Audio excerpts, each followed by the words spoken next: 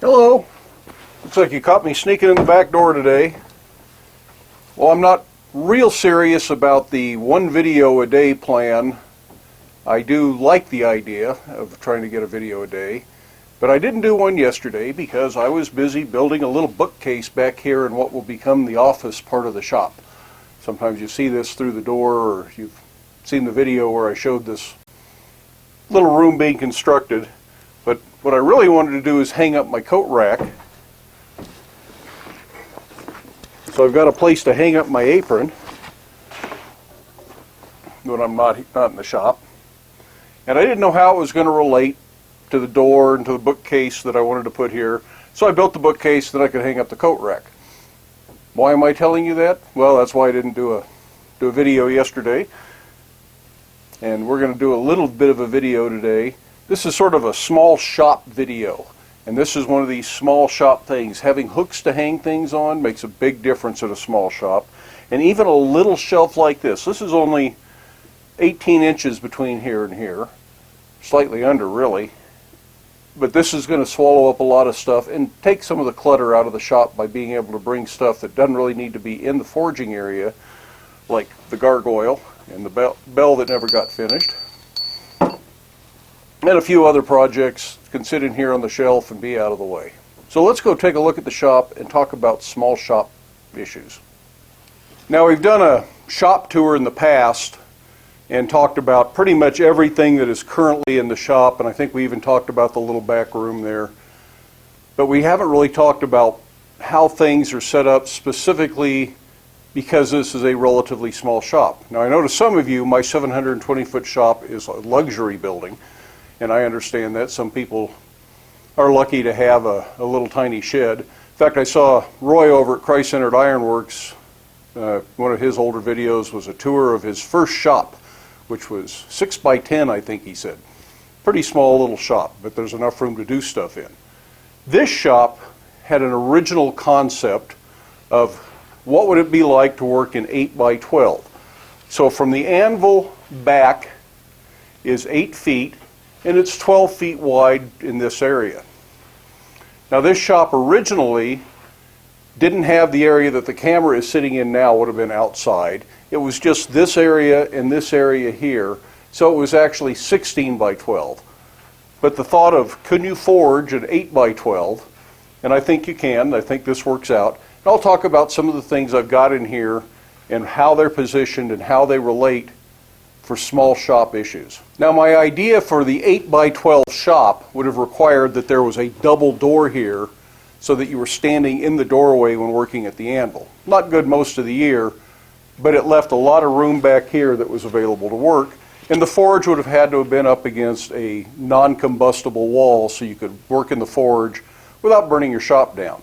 And there's lots of ways to do that. We're not going to discuss that. That's something you'll have to work on. But the forge and the anvil are the heart of the blacksmith shop. And these things need to relate. And this is a good setup for me because I'm right-handed. I can take a piece of work out of the fire in the coal forge, and you'll notice that I frequently keep my gas forge here, which is another issue for a non-combustible wall if it's up against a wall, because that gas forge spits out a lot of flame in the back. Not all gas forges have a back door, though. Anyways, I can reach for my hammer before I'm even out of the fire and get over to the anvil, and I've only taken a little shuffle step. That's not even a full step here. And if I really had to, I could do this and not even take a step, just shift my hips. So it's very efficient this way. It's not good for working long stock, but it's very efficient for working small things. From the center of the fire pot to the center of the anvil is about 4 feet. I think 5 feet's a pretty good number, but 4 feet's not bad. The vise is directly behind the anvil, and while I would prefer a vise mounted to a post so I could walk all the way around it, this works out pretty well. It sits out away from the wall far enough that I can work in here pretty readily. From the actual wall, the center of the vise is 27 inches, and from the tool rack it's about 20 inches. And that works out pretty well. And there's enough room in here to get a long bar in for twisting, bending, whatever I need to do. And very rarely is it inconvenient that it's close to the wall. But I think a vise on a post is way better than a vise on a bench if you can do it. A vise on a bench is okay if you only have room for a bench and a vise, and they both need to be in the same place. And that's what I started with. I'll show you that other bench in just a minute. It used to be against this wall before I built the other addition and moved it over there. And because it was the only bench I had in here was that little 2-foot by 5-foot bench. In the 8 by 12 concept, that left me room for the 25-pound little giant and my treadle hammer, which is all that was really in here to start with. And I don't remember what I had in this corner. There was something else back there.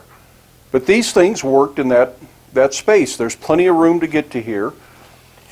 From the vise to the little giant, or excuse me, from the anvil to the little giant is again 4 feet. So I've got an 8-foot space between the forge and the power hammer. So that's again very quick and efficient to step from the forge to the power hammer. Pretty much the same for the treadle hammer. With the tools hung on the wall, it saves floor space for tool racks. I don't have anything taken up in here with tool racks. So that's the heart of this little shop.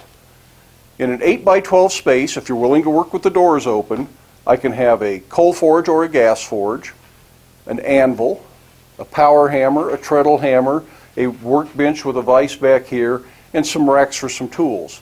And you can get a lot of work done in a little shop like that. I am limited though. Anything over about 5 feet starts to get to be a real problem. But I rarely work bars that long because I just don't need to. I don't do big gates and railings and things like that. So for my work, that extra room isn't a big deal. Another thing that helps in a small shop is thinking about heights and how things relate spatially to each other. For instance, my anvil and my forge are pretty much the same height. That means I can use my forge table as a stock stand for a long bar. If I need to punch or chisel this bar, my forge stand will hold that up for me. The opposite is also true. If I need a stand for a long bar in the fire, I can set that on the corner of the anvil, and I don't have to have a work stand here if I don't have room for them. My anvil is now a convenient work stand to hold a bar up while it's in the fire. So things like that can be really handy. Sometimes it happens by accident, which in this case it did. I have done that in the past with different anvils, but I've had to block something up here, block something up there, and I just got lucky when I set the anvil to the height that I found it comfortable that it happened to be the same height as the forge. So it's something to consider. Set your anvil to the height you want and either block up the forge or maybe dig a couple of holes in the ground or cut the legs off, whatever it takes, and you might be happy with that arrangement. Something to think about anyways. I work quite often with bending forks or bending jigs for long bars, although I should say I used to. The things that I was making then I don't make very often now, but frequently that meant I had to bend a long bar in that fork in the anvil, and if it's long enough to come over here, luckily, if I raise that die on the little giant, a bar will pass through here. The same thing with the bull hammer. If I raise the die on it, I can pass between the two dies. Make sure your hand isn't under the dies, but you can pass between those dies as you swing a long bar, and I can bend it over 180 degrees on the anvil if I need to. Comes in quite handy. Now another thing that I did take into consideration when I set the fly press and bolted it to the floor was how does it relate to the power hammer. Bumping into the die, frequently I will chisel a longer bar in here to put a decorative chisel line down it, and bumping into the power hammer is a pain.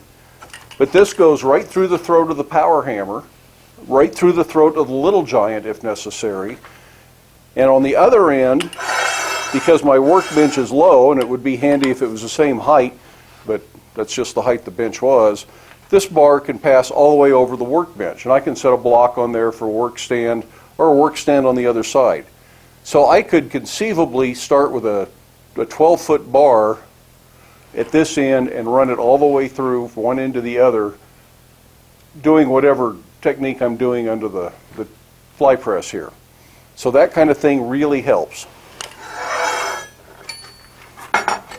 Now both power hammers have the same problem, and that is that I can only run a bar through about that far, which is about 3 feet before I hit the wall. And of course I don't want a red hot bar up against the wall. But that means I can work to about the center of a 6-foot bar, flip it around. And for my shop that works. What would I do if I needed longer? I just cut a little window in the wall about a 12-inch square so the bar doesn't hit the sides of the opening, line it with metal so that it's not combustible, and put a little door on it. Then I could open the door, run a bar all the way through if I need to, and I could set up a work stand outside. I've always thought that might be handy, but I have never needed it. So in the 10 years the shop has been in this location, I've never had to worry about it. But it's something to think about. Now, I talked about this bench. This was in the back of the shop where my other vise is now, and was the only bench I had in the shop at that time. With the vise set 45 degrees to the corner, it allows for a long bar to pass through this way and be able to run a twisting wrench. If the vise is parallel, your twisting wrench handle tends to hit the workbench, so you have to twist vertically, which is okay if it's a short bar, but is a pain if it's a long bar. So the 45-degree angle for this vise was really handy then, and I still like it now. I don't know if I'd go out of my way to mount one that way on a bench in this situation, but since it was already done that way, I still keep the vise there. It's really handy, and I think for a bench in a very small space, this 45-degree arrangement's quite useful. I've also seen vices mounted at a 45-degree angle to a forge table, and the forge table becomes the vise stand if you've got limited space. So that's an option for you.